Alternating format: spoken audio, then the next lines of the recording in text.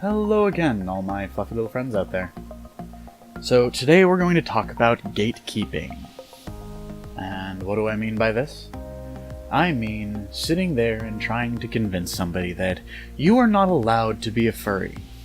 You are not welcome in this community because I don't agree with you. And what brought this on, might you ask?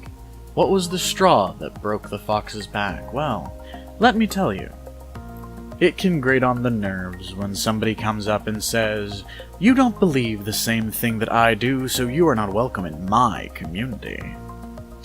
But when a child, some tender-footed yearling of a pup, comes up to you and says the same, even threatening you with all the authority they believe they have in this community, that's just downright annoying.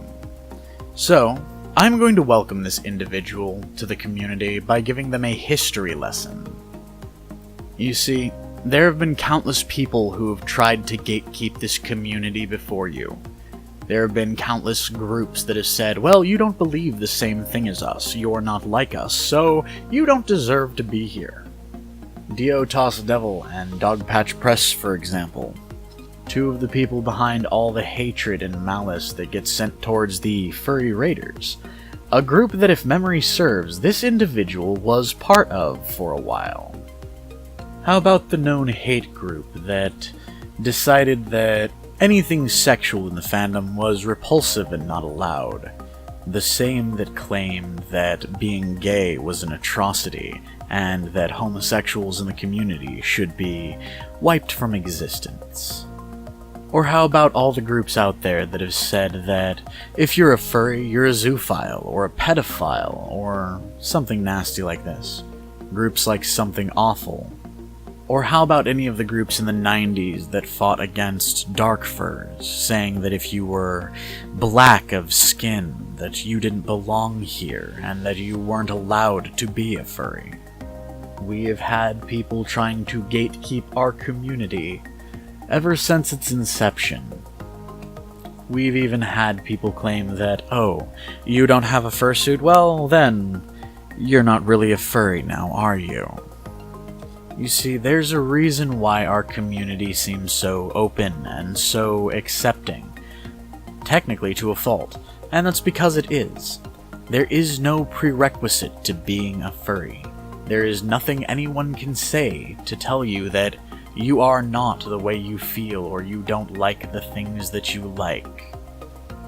In fact, the only real prerequisite that I have ever seen to being part of this community is to enjoy being furry. You see, the furry fandom is made up of a large number of individuals and subset groups. Some that are kind, generous, caring, and welcoming. Some that are downright spiteful and hateful and violent to a T. And then there are some who just want to lose themselves and fantasize about what it would be like to be an anthropomorphized animal for a while. But, my dear JC, let's turn this around for a minute and show you what it's like to have someone gatekeep you, because, quite honestly, it's gonna be pretty easy. Because, my young little friend, you are a scaly. You don't have fur. Does that mean you're not welcome in the furry community? Of course not. How about your past affiliation with the furry raiders? Because oh my, that would make you a Nazi, and Nazis aren't welcome in our community, are they? Does that mean you should hang up everything and stop saying that you're a furry? Again, no. How about your disdain for the more popular furs like Majira Strawberry or Beta Itidilota? I'm fairly certain that there are people who would say that because you don't love these two fluff butts, that you're not really a furry, you're just a hater and a troll. So should that bar you from this community in and of itself? Again, no. Just a cursory glance over your Twitter and I could find so many things that people would say you're not welcome for. You're too young, you're too outspoken, you're too brash.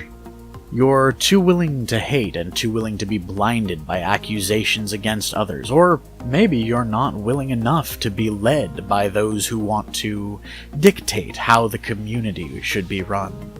Maybe being male is what means that you're not welcome in our community. Maybe it's because you're not trans, or you're not gay enough.